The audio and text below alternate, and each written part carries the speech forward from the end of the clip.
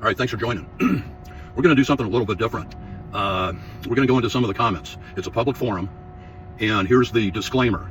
If and since it's a public forum, I'm going to comment on the different comments. Okay? So we're going to go into a couple of them. The one, John Rogers. Yeah. Now, for the last 3.5, at least, it's been about 4 years. I cut off on different platforms. But all in all, I cut off the comments for like the last 4 years. It's been a while.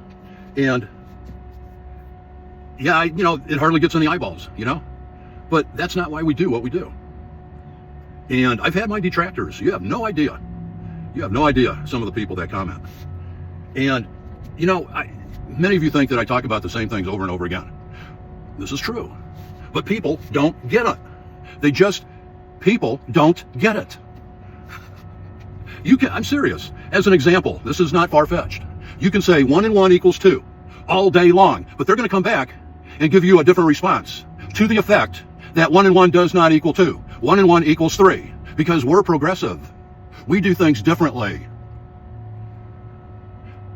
Kind of mixing. Well, that's the whole thing in a nutshell. Politics and religion. Politics and religion. Now, with politics, you have different classes of conservatives and liberals. And with the religiosity of it, you have the same mix. You have the Roman Catholics and all her daughters, which got a license from the state to do business, which is another subject. I know. We're not going to go into that, but just wanted to lay a little groundwork before. I have known John. John, I know you're going to be watching. Okay, great. John, we've known each other for about, what? Different platforms that you have commented on. And it's probably been about 7 or 8 years. I was thinking about it and trying to come up with a figure. It's got to be about 7 or 8 years that we've known each other. Now, John, you know the things that I say. I don't really veer off or go off the track into other areas because the remnant message is plain and simple. It has to do with metaphor. It has to do with the rebirth. It has to do with getting yourself in a position to be supernaturally chosen, blessed, and favored. But John, I really love you, man. But I'm going to use you as an example to portray I don't even know what to call it. It's like the opposite. Well, it's resiliency, but it's going in the opposite direction. No, that's not good. It is something like, I don't know, it's just hard to explain.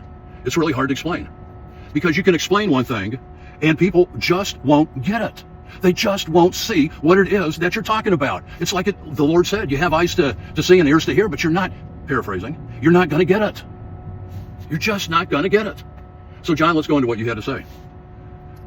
We have certainly had our disagreements over the years and some heated comments, yeah. On the subject of abortions, we are certainly of the same mind as to the supreme evil that this act represents in our world. And not to get off on a political tangent. And by the way, John, you're absolutely right. You're absolutely right on this point. And, I just got done watching some YouTube clips, and I don't even know what to call these people. They're just anti-human life, but they call it reproduction or reproductive rights, yeah, of a woman. And they claim all this liberty, and they're going to be chased down and hunted down now since the elections are over.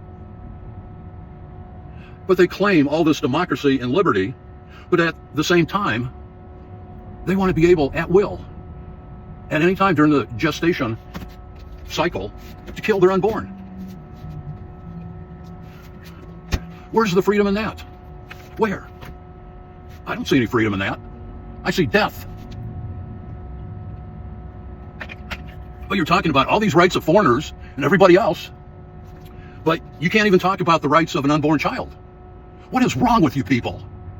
What is wrong with you people? Didn't mean to get off on that tangent. I got a dog in the fight on this, by the way. I really do. I was adopted, okay? Now, this is going back to 1956. I just thank God that I did not have one of these progressive freaking liberals.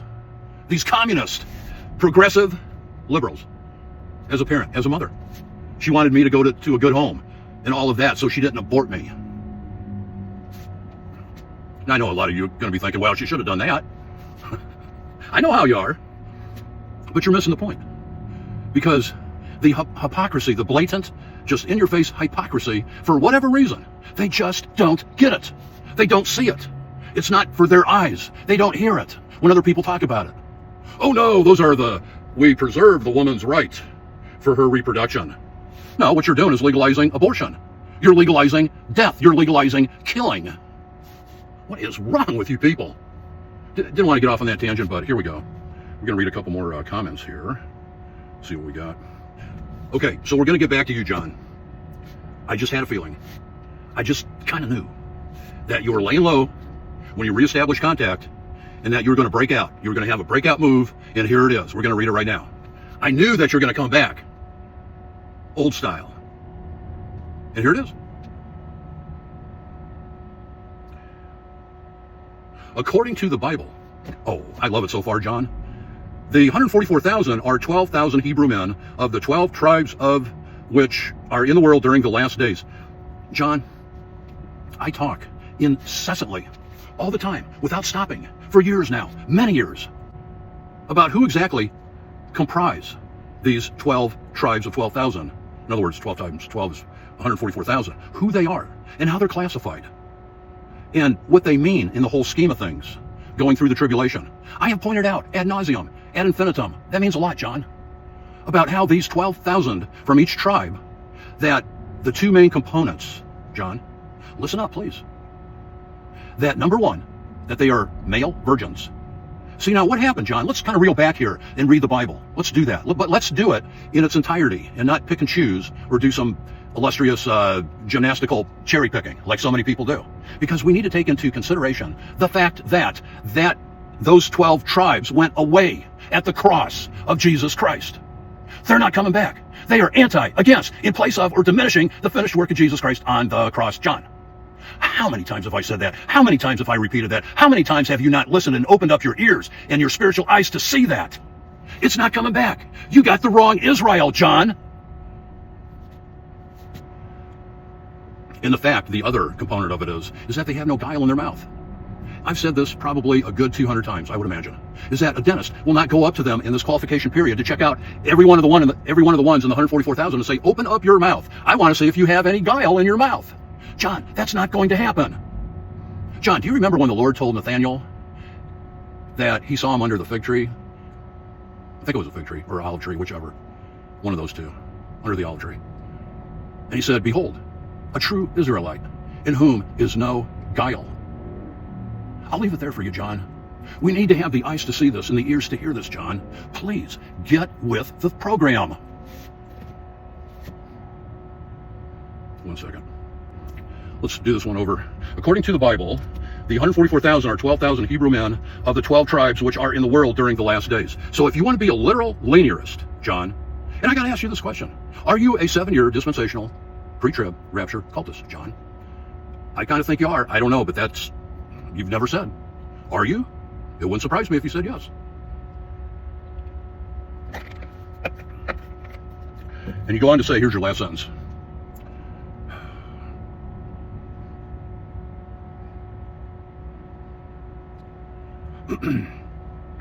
I would rather believe what God said than on man's theories. Oh,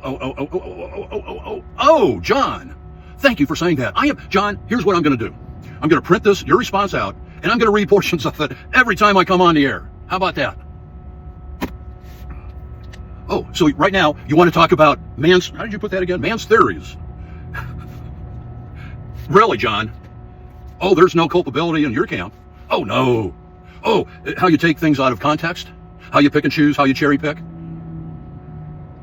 1 Corinthians 15:51-52 and 1 Thessalonians 4:15-17 as an example at the last trump. But you don't pay attention to that now, do you, John? No. I would rather believe, let me do a screenshot of this bad boy. I would rather believe what God said than on man's theories. On man's theories. So we got to go back. We got to explain this again for your benefit, John, that we said this a zillion times. If you want to go with being a literal linearist or a linear literalist, however you prefer, that's fine, John. But it doesn't wash. It doesn't add. It doesn't make sense. I did the schematic. I'm not boasting, no brogadashio, none of that sort of thing. On the schematic for the 7 years back in 2000, the year 2000, could never get it to fit. Could never get it to match up. Tried a zillion different combinations. I was serious on it. I did the same thing that you mentioned here. I would rather believe what God said than on man's theories. Well, man's theories are your theories, John. You own this one. Because that's your theory, that these are physical, literal, linear Jews that are still against, in place of, or diminishing the finished work of Jesus Christ on the cross, John. We said this probably thousands of times, but you don't get it. You just don't understand.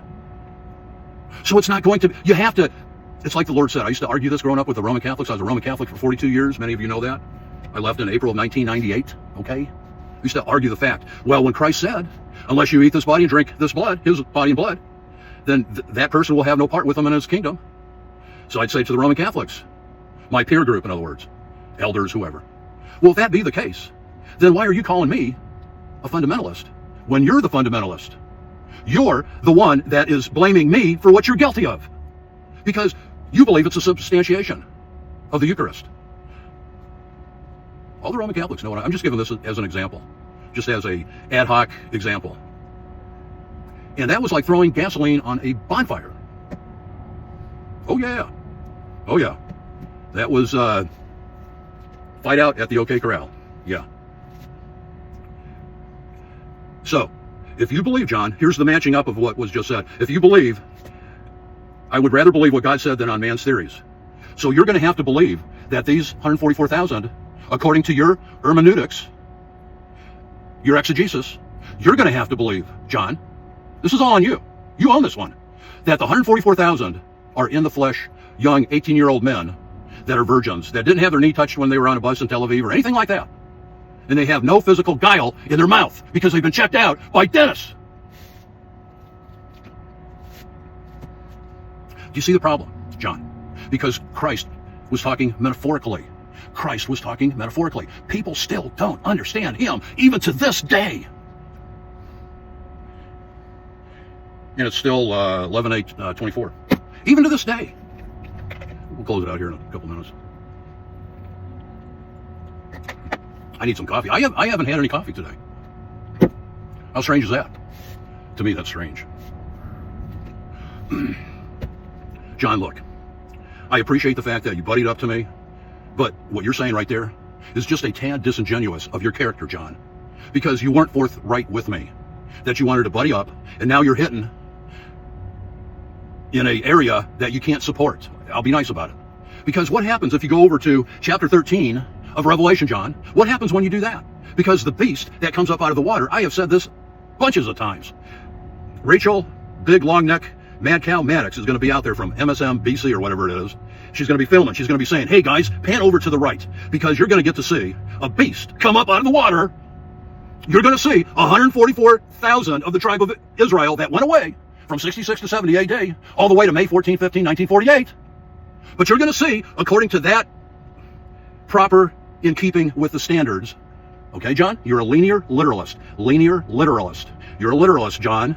So you're going to believe that that beast is going to come up out of the water, and Rachel Mad Cow Maddox is going to be filming it. She's going to be right there with her cameras, and they will be filming it. John, wake up. That's not going to happen. You have to understand. This is where the wisdom comes in a little bit, John.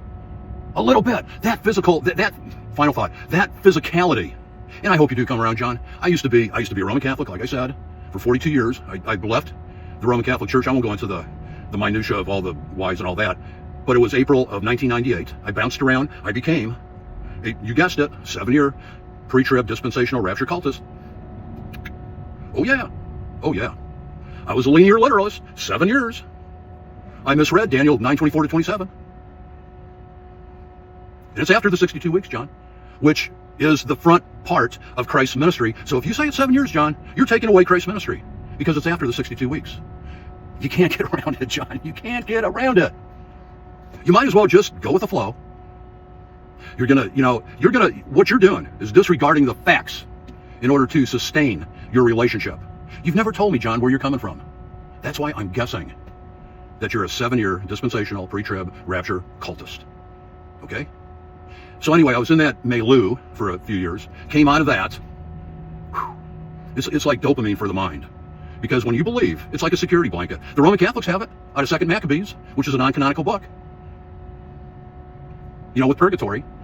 Well, the rapture cultists, 7-year pre-trib, they got the same security blanket too. But they had to literally extricate, I think that's the right word, take out, in other words, extract, that's the word, Christ's ministry. Because it says, after 62 weeks, the Messiah will be cut off. He will be cut off, but not for himself. So, final thought is, John, if you believe and if you want to continue being a linear literalist, go right ahead. We will take on every question and comment you have on the air. And you're actually helping the remnant community, John, because they get to see what the errors are up front, close, and personal. And that's a good thing. So, since you're not, final thought, since you're not going to see a literal beast rise up out of the sea, then you better understand metaphor, John. You better. And by the way, don't want to get too much into it. There were certain dynasties. The 7 heads represent dynasties because you already had, as an example, you already had Egypt and Assyria. Now, Nebuchadnezzar, Babylon, Persia, Greece, and Rome. That perfectly correlates all the way from Nebuchadnezzar all the way to Alexander the Great. Babylon, Persia, Greece, and Rome. So the 7 total, just giving this as an example, we'll go more into it as time progresses. Egypt, Assyria, Babylon, Persia, Greece, and Rome, okay? That is that. So since you're not, John, final comment, since you're not going to see a beast rise up out of the sea, you need to understand metaphor, John. And I'm good. I mean, I enjoy, I get pumped up. You know, it's like doing a 350-pound bench. I don't do those anymore, but example. Because it's showing other people what the breakdown of what this means. And that's a good thing. So if you want to shoot me these zingers, John, continue it, please. Again, John, you're actually helping out the remnant community. Now finally, let me close with this comment from Angela. It gives a really good sketch. Now this is good for the parting shot. It gives a really good sketch about the 144,000. The 144,000 male virgins is representative that they don't have any bad doctrine, okay? And the fact that they have no guile in their mouth. Guile is synonymous with deceit. Deceit is synonymous with guile. So there we go. Thank you for, this is what Angela says, thank you for pointing out that the 144,000 are so unusual. Yeah, oh, they are. This really helps me to cope with the fact that I am so unusual. Well, for all intent and purposes, you are, Angela. Praise God. You're part and parcel of one of the 144,000, the remnant that have come out of her. The woman that rides the beast and all of that in Revelation. I get it. Finding another person who gets it has become impossible. Oh, I'm speechless. That totally encapsulates the few of us. I'm the same way, okay? Nobody wants to listen. But you see, that even ties into the buying and selling. You know those 2 beasts? They both serve the dragon. There is no physical antichrist just because it said one of its heads were wounded and it came back to life. What did we just mention here a few minutes ago? It was wounded in 66 to 70 AD with Titus of the 10th Roman Legion, slaughtered upwards of 1 million, according to Flavius Josephus.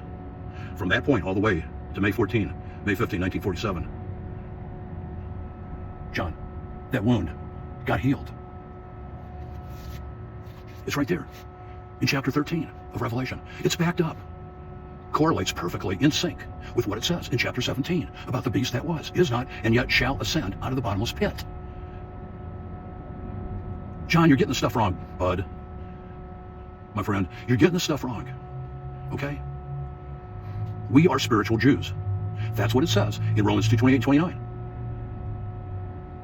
Paul was asking a rhetorical question. Who's a Jew? And he explains it. It also shows up in 2 of the churches of the 7 in Revelation 1-4. Ephesus, Smyrna, Pergamos, Thyatira, Sardis, Philadelphia, and Laodicea. It's the 2nd and the 6th, so that'd be Ephesus, Smyrna. It'd be Smyrna and also Philadelphia. John, you got the wrong. Chosen people. That chosenicity of it, I just coined a word. That chosenicity of it, gotta repeat it, is now extended from the cross of Christ to all races. All this political stuff could be wiped out in a nanosecond, in a day. But see, nobody wants to believe it. Practically nobody. And that directly, to tie the loop on this little subset, that directly ties into the buying and selling that you can't do without the mark of the beast. For it's the number, name and number of a man. And his name and number and all that is 603 6 points, 6 inner triangles, 6 unilateral sides. Okay? Do you see that, John? Do you get that? The buying and selling, we can't, and this is backed up by another witness here, Angela, we cannot sell our spiritual wares. We can't sell them out in the marketplace. Nobody wants them. Our heads have been cut off. Oh, by the way, that's the fifth seal. The souls under the altar crying out, how long, O Lord, holy and true, dost thou not avenge our blood on them who dwell upon the earth? And they were given white robes, and they were told to wait a little while longer until their fellow servants and brethren should be killed. Our voices are cut off, John. John, you can turn from whatever it is you're involved in. Watch this video a bunch of times. I hope you do. I hope you do, John. 1 and 1 is 2. 1 and 1 was 2 yesterday. 1 and 1 is 2 today. 1 and 1 is 2 for the rest of eternity, John. It's not 3. So if you want to be a linear literalist, go ahead, John. Go ahead. Because we, all the time, wreak havoc on the traditions of men. Oh, by the way, where did that 7-year concoction come from? Oh, could it be John Nelson Darby? Yeah. John Nelson Darby. John, 1830s? Does that historical aspect ring a bell? It should. That's where all this stuff germinated from. And before, he got it from a gal, by a Scottish lass by the name of Margaret MacDonald. See, John, if you don't read these things, you're not going to know about them. But you should. It's part of the doctrinal historicity as you present it. It's dead to rights, wrong. But you're going to go by it. It feels good. John, you saw the elections. I hope you did. Do you see, or are you seeing, the absolute disintegration of these Marxist, communist, leftists, what they're going through now? They're screaming their heads off. They're acting like human zombies. They are what you call woke zombies. John, mark our words.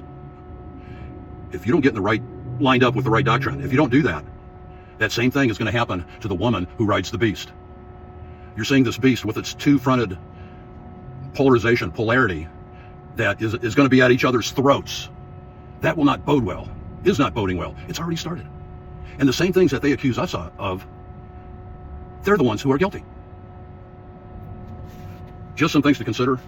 Thank you all for listening. And again, play this video back. We'll cover bases. We cover these bases all the time. We've been doing it for years. It's nothing new. It's the same message.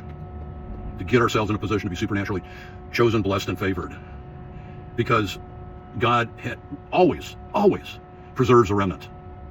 God does not preserve somebody who is against, in place of, or diminishing the finished work of Jesus Christ on the cross. That should be your first litmus test for the people, the six-pointed star people who claim to be the chosen people, John. You should know this. Why don't you know this? Anyway, if you're remnant, stay remnant. Love you guys, and we'll talk soon. Thank you.